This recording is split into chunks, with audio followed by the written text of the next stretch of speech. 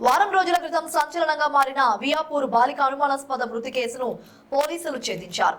ఈ కేసులో ఊహించిన ట్విస్ట్ చోటు చేసుకుంది. ఈ కేసులో ఆ బాలిక తండ్రి నిందితుడిగా పోలీసులు అదుపులోకి తీసుకున్నారు. బాలిక అనుమానాస్పద మృతి కేసును ఛాలెంజింగ్ గా తీసుకున్న పోలీసులు 4 బృందాలుగా పనిచేసి సీసీటీవీ ఫుటేజ్ ఆధారంగా నిందితుడు గుర్తించారు. బాలిక వసంత హత్య కేసులో ఆమె తండ్రి బానోతో నరేష్ నిందితుని పోలీసులు నిర్ధారించారు. వారం రోజుల క్రితం తమ కూతురి కనిపించడం లేదని నరేష్ దంపతులు పోలీసులకు ఫిర్యాదు చేశారు. ఈ కేసు విషయంలో బాలిక తండ్రిపై అనుమానంతో విచారణను ఆ కోణంలో చేపట్టారు పోలీసులు. సీసీటీవీ ఫుటేజ్ ఆధారంగా దర్యాప్తు ముమ్మరం చేశారు. బాలిక తండ్రి నరేష్ పౌర్ణ వీడియోలు చూడటం, మద్యానికి బానిసై తన కోరిక తీర్చాలని బాలికపై ఒత్తిడి తెచ్చాడు. అమ్మకు చెప్తానంటూ బాలిక గట్టిగా అరవడంతో కోపంతో బాలికను హతమార్చాడు నరేష్. నడిగడ్డ తండా సమీపంలోని పొదల్లోకి తీసుకువెళ్లి బాలిక జుట్టు పట్టుకుని గట్టిగా నేలకేసి కొట్టాడు. దాంతో బాలిక ప్రాణాలు వదిలింది. కూతురిని చంపేసి నిర్మానుష్య ప్రాంతం నుంచి నరేష్ బయటికి రావడం, మళ్లీ వెళ్లడం ఇలా అంతా సీసీటీవీలో రికార్డ్ అయింది. బాలికను తీసుకెళ్లిన 11 నిమిషాల్లోనే నరేష్ ఆ పొదల్లోంచి బయటకు వచ్చాడు. ఈ తక్కువ టైంలోనే బాలిక ప్రాణాలు తీశాడు. బాలిక చనిపోయిందా లేదా అని చూసేందుకు హత్య చేసిన ప్రాంతానికి వెళ్లి మళ్లీ చూసి వచ్చాడు. ఇలా వరుసగా 3 రోజులు అక్కడికి వెళ్లి బాలిక మృతదేహాన్ని చూసి వచ్చాడు. హత్య చేసిన రోజునే తన కూతురి కనిపించడం లేదంటూ పోలీసులకు తన భార్యతో కలిసి వెళ్లి మిస్సింగ్ కంప్లైంట్ కూడా ఇచ్చాడు. కూతుర్ని చంపి వారం రోజులుగా తప్పు ఒప్పుకోకుండా నటిస్తున్నాడు నరేష్. అతని తీరుపై అనుమానంతో పోలీసులు విచారణ జరిపి కేసును ఓ కొలిక్కి తెచ్చారు. తండ్రి నరేష్ బాలికను హత్య చేశాడంటూ అతన్ని నిందితుడిగా అదుపులోకి తీసుకున్నారు. కాగా నరేష్ స్వగ్రామం మరిపేట మండలం ఎల్లంపేట గ్రామంలోని లక్ష్మణ్ తండా జీవనోపాధి కోసం హైదరాబాద్ కు వలస వచ్చారు. అయితే వాళ్ళు హైదరాబాద్ వచ్చి కేవలం 15 రోజులు మాత్రమే అవుతుంది. ఇంతలోనే ఇంత దారుణం చేశాడు నరేష్. ఘటనకు సంబంధించిన వివరాలు మియాపూర్ ఏసీపీ నరసింహరావు మీడియాకు వెల్లడించారు. డే 1 నుంచి కూడా అతని బిహేవియర్ మీద డౌట్ ఉంది.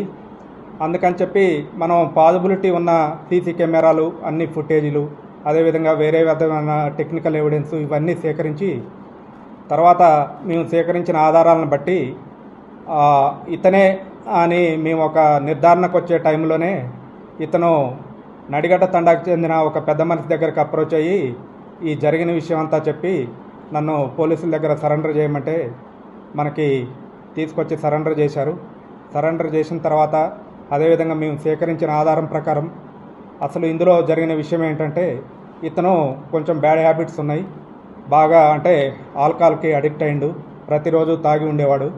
అదేవిధంగా అతని ఈ అశ్లీల చిత్రాలు, ఏది బ్లూ ఫిల్మ్స్కి సంబంధించిన వీడియోలు చూస్తుండేవాడు ఎప్పుడు కూడా ఫోన్లో. ఒక 2 రోజుల నుంచి అతని ఫోను డిస్ప్లే పనిచేయకపోవటం వల్ల అతనికి పిచ్చిలేసినట్టు అయ్యి ఈ అతని కోరికను తన సొంత కూతురుతోటే తీర్చుకోవాలనే దురుద్దేశంతో అమ్మాయిని అక్కడ తీసుకుపోవడం జరిగింది ఫారెస్ట్లోకి తీసుకుపోయిన తర్వాత ఆ అమ్మాయిని టచ్ చేసి ఆ కోరిక గురించి చెప్పగా తను అరిసి నేను అమ్మకు చెప్తా అని అనవటంతో లాభం లేదు, ఈ అమ్మాయి పోతే మళ్ళీ తండాలో చెప్తే పరువు పోయిద్ది అని చెప్పి అమ్మాయి జుట్టు పట్టుకొని గుంజి కింద పడేసిండు.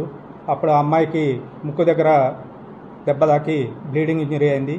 వెంటనే ముక్కు, చెవులు, నోరు మూసేసి చనిపోయింది అనుకున్న క్రమంలోనే అక్కడ ఉన్న ఒక స్టోన్ తోటి తల వెనక కొట్టడం జరిగింది. ఇదంతా కూడా మనకి సీసీటీవీ ఫుటేజ్లో మనకి అతను 9 గంటల ప్రాంతంలో మిస్ అయిందని చెప్పిన తర్వాత అదే అమ్మాయి ఫాదరు 10 గంటల ప్రాంతంలో అమ్మాయిని ఎక్కించుకొని మెయిన్ రోడ్డు మీదకి రావటం, మెయిన్ రోడ్డు మీద నుంచి మళ్ళీ తండా దగ్గర జంగిలీలోకి పోయే కాలిబాట దగ్గర 2 వీలర్ పార్క్ చేసి లోపలికి వెళ్ళటం, అది 10 గంటల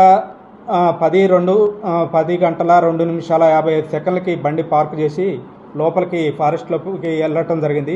మళ్ళీ 11 నిమిషాల తర్వాత అంటే 10 గంటల 13 నిమిషాలకి అమ్మాయి లేకుండా ఇతను ఒక్కడే బయటకు రావటం జరిగింది.